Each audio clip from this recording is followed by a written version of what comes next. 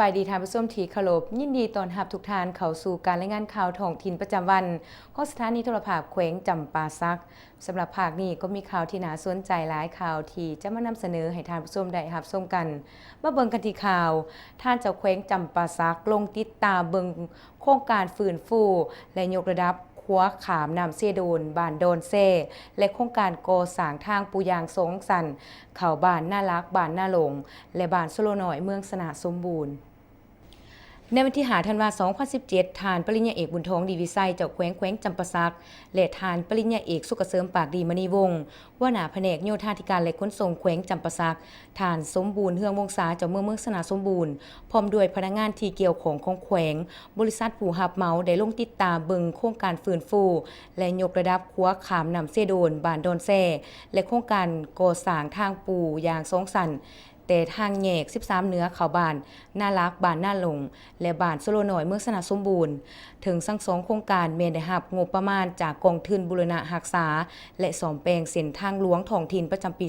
2017 ที่กระทรวงโยธาธิการและขนส่งมอบให้แขวงจะตั้งปฏิบัติเพื่อพัฒนาพื้นฐานโครงหลังด้านคมนาคมเฮ็ดให้การไปมาหาสู่แลกเปลี่ยนซื้อขายระหว่างประชาชนภายในบ้านและเมืองได้สะดวกสบายดีขึ้นโดยเฉพาะโครงการฟื้นฟูและยกระดับขัวขามน้ำเซโดนบ้านโดนแซ่เมนพ่วมซุ้มใส่จัดตั้งปฏิบัติเพื่อให้สำเร็จตามแผนระยะ3 ปีในมูลค่า16ตื้อกว่ากีบซึ่งมีความยาวของขัว145เมตรกว้าง6เมตรปัจจุบันเมนปฏิบัติได้21ส่วนหอย